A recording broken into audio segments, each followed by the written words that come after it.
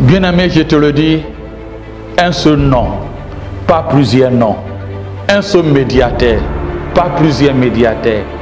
Un seul sacrifice, pas plusieurs sacrifices. Un seul chemin, pas plusieurs chemins. Une seule porte, pas plusieurs portes. Il s'appelle Jésus de Nazareth.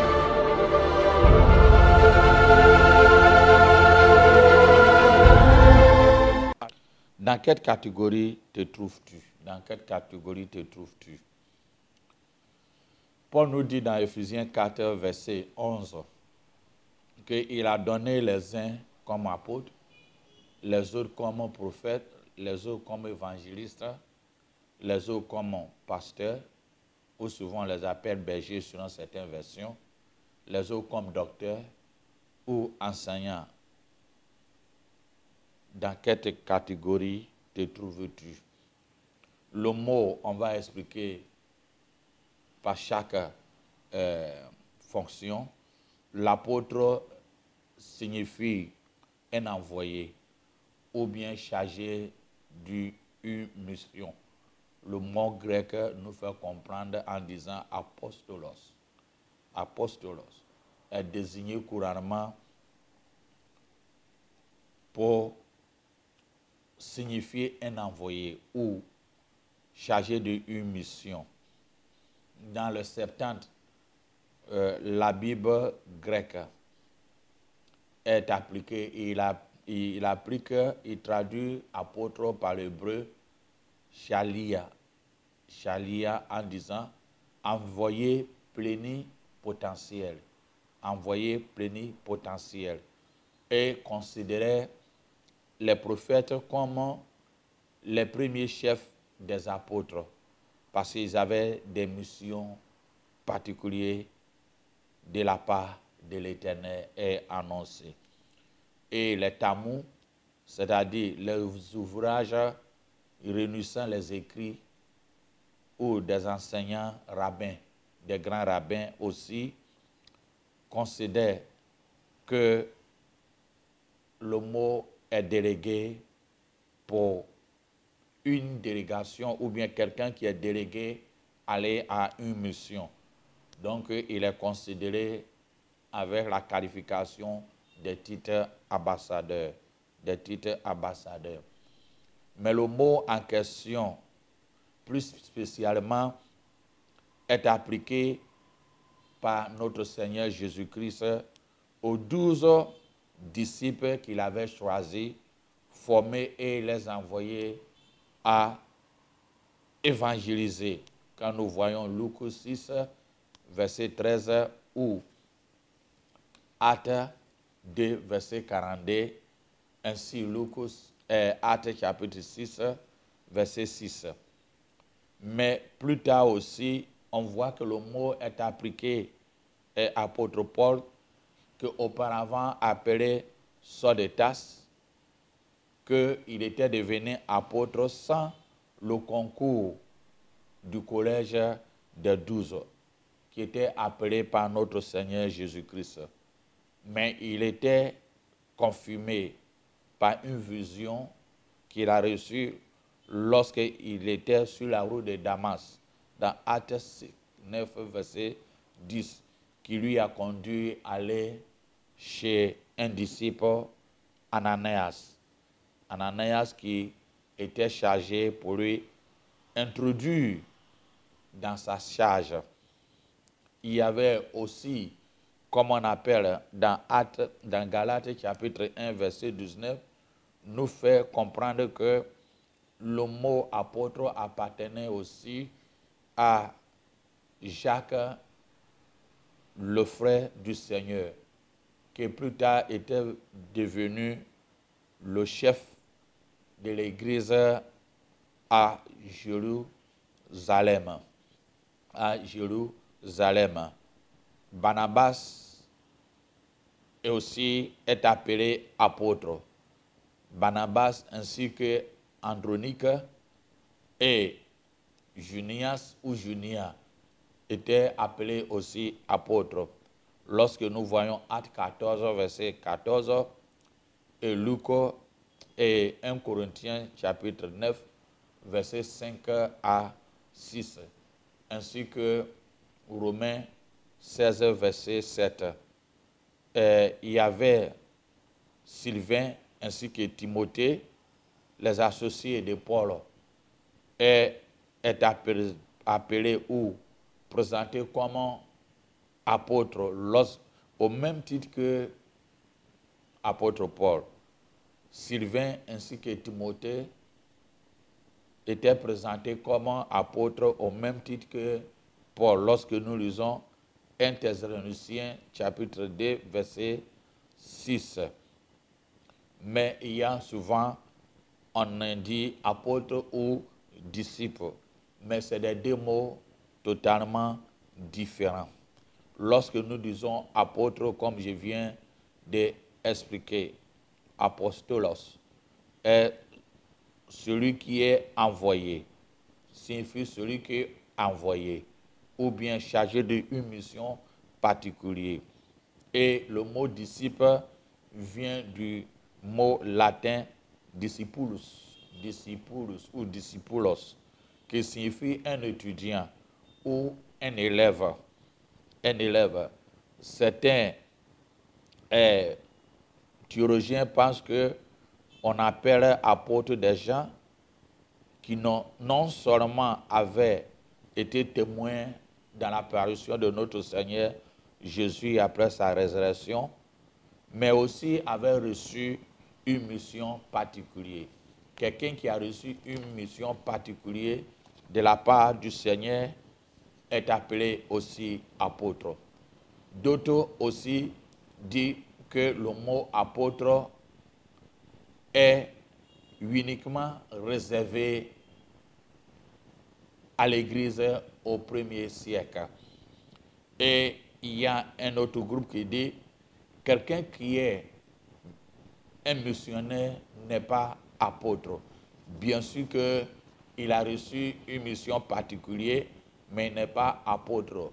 En disant, basé sur Actes chapitre 14, verset 4 et verset 14, ainsi que 14, qui dit ceci, que dans la première mission que Paul et Barnabas partaient, ils avaient des gens, des disciples qui étaient avec eux. Mais dans aucun cas, la Bible fait mention qu'ils étaient appelés apôtres. Ils étaient appelés apôtres. Et il y a aussi beaucoup qui disent que l'apostolicité de l'Église ne consiste pas uniquement un successeur des apôtres à son sein. C'est-à-dire, il n'y a pas, c'est pas un titre qui n'est pas donné uniquement après le 1er siècle qu'il faut qu'une seule personne comme Pierre ou Jean, le frère de Jacques, le frère de Jésus, Jacques, le frère de Jésus, qui a précédé l'Église à Jérusalem au 1er siècle. Après eux, il n'est pas donné à une personnalité biblique ou ecclésiastique qui, à travers lui, que tout le monde converge et regarde comme papauté. Mais quiconque est appelé à une mission particulière est avec le devoir d'être apôtre. Être apôtre.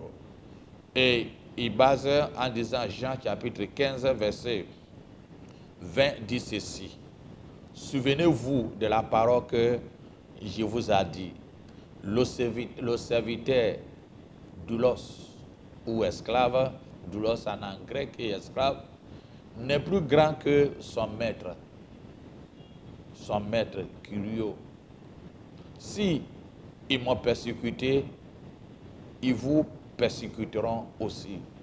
Si ils m'ont gardé ma parole, ils garderont aussi la vôtre. Quand nous venons vers 17, chapitre 17, verset 20, il dit, ce n'est pas pour eux seulement que j'ai pris, mais encore pour ceux qui croient en moi par les paroles. Ce qui veut dire que Jésus a donné en disant aux disciples que si, ou aux apôtres, si on m'a persécuté, ils vont vous persécuter. Mais ce n'est pas à eux uniquement, mais c'est continuel. Et il dit, j'ai prié, non pas uniquement à vous, mais ce qui vient. Ce qui veut dire que la mission, ou bien ce titre apôtre, est continuel à nos jours. Et 2 Timothée, verset 2, dit ceci. Ce que tu as attendu de moi en présence de beaucoup de témoins, confie-le à des hommes fidèles qui soient capables d'enseigner aussi aux autres. Donc, ceci montre que on peut appeler quelqu'un apôtre à notre jour. S'il a la conscience fidèlement devant Dieu et croit qu'il a reçu à cet appel. La deuxième catégorie est le prophète. Le prophète, je donne une signification simple qui est porte-parole de l'Éternel, le porte-parole de Dieu ou un avocat. Parce que quand nous voyons le mot grec, et veut dire prophétesse. Prophétesse est le porte-parole de l'Éternel ou un avocat, ou quelqu'un à la fois instructeur ou qui a des messages, des messagers aussi. Il annonce un message sur le sujet d'actualité. Les prophètes annoncent des messages sur le sujet d'actualité où ils révèlent ce qui est avenu. Il y en a tellement, mais je vais donner uniquement un exemple à Ésaïe. Le prophète Ésaïe non seulement aussi annoncé ce qui est présent à son temps, mais ce qui est de l'avenir. Prends l'exemple Ésaïe chapitre 1, verset 14 à 16, dit ceci. Mon âme est vos nouvelles lunes et vos fêtes. Elles me sont à charge. Je suis las de les supporter. Quand vous attendez, vous étendez vos mains, je détourne de vous mes yeux. Quand vous multipliez les prières, je n'écoutais pas. Vos mains sont pleines du sang. Vos mains sont pleines du sang. Lavez-vous, purifiez-vous, ôtez devant mes yeux la méchanceté de vos actions. Cessez de faire le mal. Ésaïe parlait à ses contemporains à son temps pour leur faire comprendre, non uniquement il prédit la venue, mais il donne l'instruction concernant à la correction, à la repentance et à l'avertissement, ainsi que l'éclairage. Donc, le prophète est porte-parole de l'Éternel, mais encore un avocat qui donne l'avertissement, la repentance et le courage. Mais les prophètes aussi sont appelés les voyants. Je donne un exemple de Samuel chapitre 24, verset 11, où il dit ceci. Le lendemain, quand David s'éleva, la parole de l'Éternel fut ainsi dressée à Gad, le prophète, le voyant de David. Gad explique à David ce qui va arriver après le dénombrement d'Israël et de Juda. Dénombrement d'Israël et de Juda. Il y a plusieurs versets qui parlent que le prophète est appelé voyant. Compte tenu du temps, ceux qui prennent nos pays aussi, 2 Rois 17, verset 13, qui donne d'avertissement et repentance ainsi que l'éclairage. Donc, au temps de Samuel, les voyants sont appelés aussi causeurs, qui est voyant. Mais les prophètes aussi, non seulement ils sont des révélateurs ou ils sont des voyants, mais ils sont des visionnaires qu'on les appelle oseurs. on voit Nathan dans 2 Samuel chapitre 7, verset 17, qui nous dit ceci. Nathan rapporta à David toutes ces paroles et toute cette vision. Toute cette vision. On voit aussi Amos 8, verset 1, qui dit, le Seigneur l'Éternel m'a envoyé cette vision. Voici, c'est une corbeille de fruits. C'est une corbeille de fruits. Donc, il y a également des prophètes qui étaient dans l'église primitive. Il y avait des prophètes qui étaient à son temps dans l'église primitive au 1er siècle, où on avait des gens comme Ananias qui a reçu une révélation de la venue de l'apôtre Paul chez lui. Et dans Actes chapitre 9, verset 10 à 18, on voit aussi Actes 21, verset 9, qui parle des 4 filles de l'évangéliste Philippe qui prophétisaient.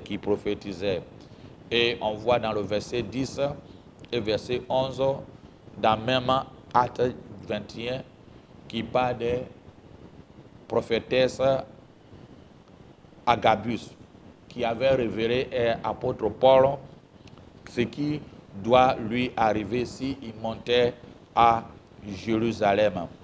Donc, les prophètes avaient pour rôle d'annoncer fidèlement la volonté de Dieu au peuple. Et ceci applique à nos jours. Ce qui applique à nos jours. Ils ont la responsabilité d'avertir les congrégations, avertir les nations. Aussi, aller permettre à comprendre la repentance et puis les éclairages. Dans Éphésiens chapitre 20, chapitre 2 plutôt, verset 20, nous dit que dans nos jours, ils sont là pour édifier la congrégation. Les prophètes sont là, ils ont mission pour édifier la congrégation. Ils sont là pour édifier la congrégation. On a le 3e rang après les apôtres, les prophètes, et il y a le 3e rang qui est les évangélistes. Les évangélistes font partie des 3e rang. C'est comme quand nous sommes dans un pays où bien on va au village, où il y a une réunion quelque part, on salue, on commence par le chef en descendant. Même, on voit dans nos pays respectifs, on commence au patronage tant avant de descendre. Donc, que personne ne prend en mal, mais c'est l'apôtre qui est à la tête, selon ce que la Bible, après eux, c'est les prophètes et l'évangéliste vient en 3e position. Les évangélistes sont en 3e position. Ils sont des prédicateurs de l'évangile. Ils sont des prédicateurs de l'évangile. Ils annoncent l'évangile. Ce qui est différent est que dans la mission évangélique, ils sont accompagnés, ce qui les accompagne souvent des dons de puissance. Des dons de puissance, il y a les dons de guérison, les dons de miracles et des dons de foi. Donc, si tu fais partie de ces catégories, tu dois comprendre que ces dons de puissance accompagnaient les évangélistes. Donc, si quelqu'un est appelé évangéliste, il faut que ces 3 catégories des dons qu'il prie Dieu pour que Dieu leur assiste et l'impacte de cette don puissance, le don de foi, le don de guérison et des miracles. Et l'évangéliste est prêt à sacrifier même sa vie pour la mission qui il a été consignée. Mais Paul aussi a dit à Timothée de faire un travail d'évangéliste. Un travail d'évangéliste. le nom évangéliste n'apparaît que 3 fois dans le Nouveau Testament. Et Paul même a dit à Timothée, comme je viens de le dire, de faire un œuvre d'évangélisation, c'est-à-dire de faire connaître l'évangile. De faire connaître l'évangile. Dans 2 Timothée chapitre 4, verset 5. 2 Timothée chapitre 4, verset 5. Acte 21, verset 8. Il y avait Philippe, le diacre, qui était appelé aussi évangéliste. Était appelé aussi évangéliste. Mais ce qui est important dans les ministères, les apôtres aussi faisaient d'évangélisation, mais ils ne sont pas appelés évangélistes. Il y avait des prophètes qui annoncent la bonne nouvelle, mais ne sont pas aussi appelés évangélistes. Et il y a l'évangéliste qui est doté à des catégories ou bien à des spécificités qui est totalement différent aux autres. Donc Paul, dans Éphésiens 4, verset 11, a fait mentionner, a donné le fonctionnement pour éviter la cacophonie, a donné le fonctionnement en disant l'évangéliste est mentionné après ces apôtres et les prophètes, avant les pasteurs ou les enseignants. Donc, les 3 ministères occupent, l'évangéliste occupe la 3e place, dans le fonctionnement des ministères. Et après, le 4e est le pasteur ou bien un berger, qui est des fonctions de gestion, ou d'enseigner à une communauté locale. Il peut faire l'œuvre d'évangéliste, il peut faire l'œuvre de prophète, mais il n'est pas prophète, il n'est pas évangéliste, il n'est pas apôtre, mais souvent ça vient sporadique sur un besoin donné. Mais ce n'est pas sa fonctionnalité.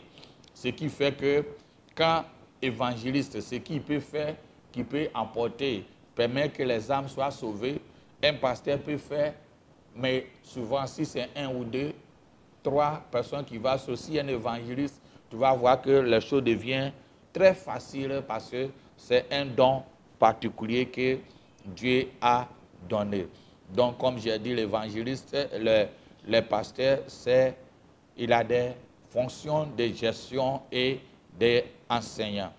Donc, Jérémie chapitre 3, verset 15 dit, « Je vous donnerai des bergers selon vos cœurs, et il vous paraîtra avec l'intelligence et avec ses sagesses. » Donc, le roi des bergers, les pasteurs, est pour gérer ou faire valoir les ordonnances bibliques, des gestions, comme j'ai dit, de fonctionnement, le baptême, le don, l'imposition des mains, les prières pour les malades, la Sainte-Seine, tous ces baptêmes et toutes ces choses est le fonctionnement des pasteurs. Voire comment on appelle, Matthieu chapitre 28, verset 19 à 20.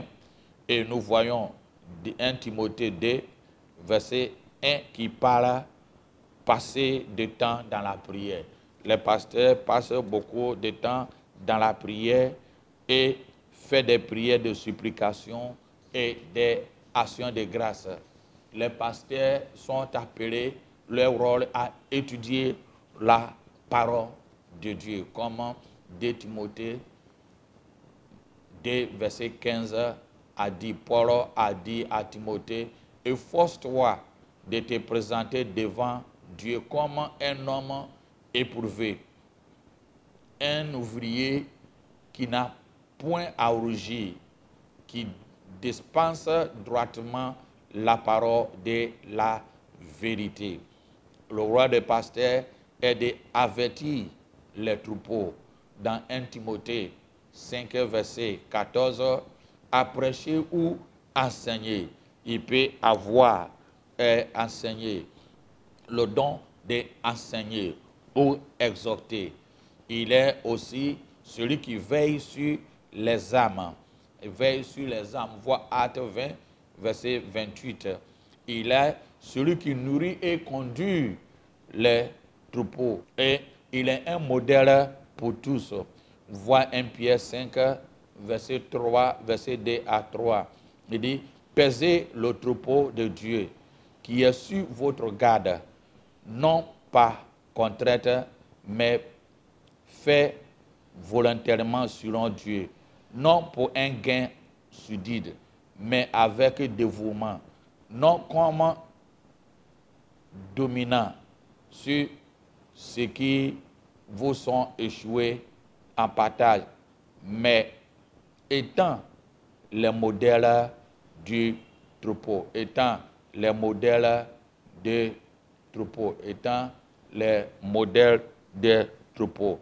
Le dernier de ces ministères est le docteur que souvent on appelle les enseignants. Les enseignants. Le peuple de Dieu en a besoin des docteurs qui approfondissent la parole de Dieu.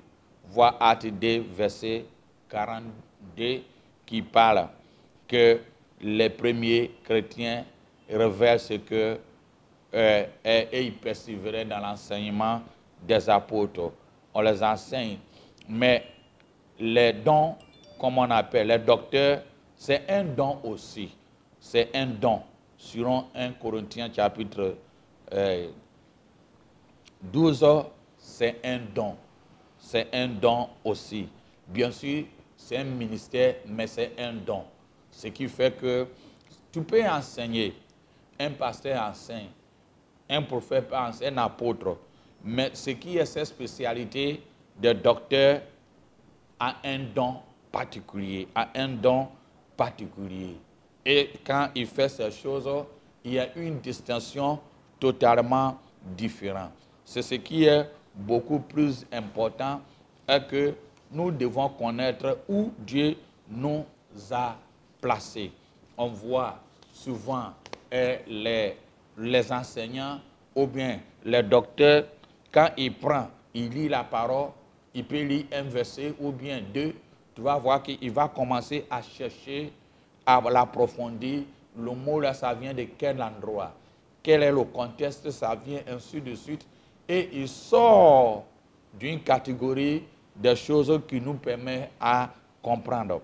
Mais souvent, la cacophonie nous arrive quand on voit que quelqu'un qui est en train de faire ça, on connaît des gens, ils n'ont jamais prêché, même enseigné en utilisant un mot grec ou bien un mot hébreu ou bien une définition quelconque à faire l'approfondir de la parole. Mais dès le moment où il voit quelqu'un, il veut se laisser le côté où Dieu lui a mis et il veut aussi faire pareil aux autres. Mais c'est très important que nous connaissons où Dieu nous a mis. Dieu nous a mis. Souvent, c'est la cacophonie qui arrive. On voit ce que l'autre fait, on considère que c'est mieux par rapport à la voie que Dieu nous a mis. Si Dieu t'a mis à être prophète, reste dans ta voie. Dieu t'a mis d'être pasteur, reste dans ta voie. Dieu t'a mis d'être apôtre, reste dans ta voie. Dieu t'a mis d'être berger ou pasteur, reste dans ta voie. Dieu t'a mis de rester, d'être docteur, reste dans ta voie. Tu peux le faire un peu, mais on ne peut pas tout le faire. Un prophète peut enseigner. Un docteur peut avoir certaines choses à faire. Un prophète, les 5 ministères, chacun peut faire un peu, mais tu ne peux pas aller en profondeur. C'est comment je donne l'exemple. Quand quelqu'un est malade, il va à l'hôpital, il voit un généraliste. Mais le généraliste soigne. Tu as mot Dieu, le généraliste va te donner des médicaments. Tu as mot d'oreille, il peut le faire. Mais quand ça arrive un moment, il t'oriente vers un spécialiste. C'est ce qui est totalement compliqué et cacophonie dans nos milieux. Bien-aimé, je te le dis, un seul nom. pas plusieurs noms.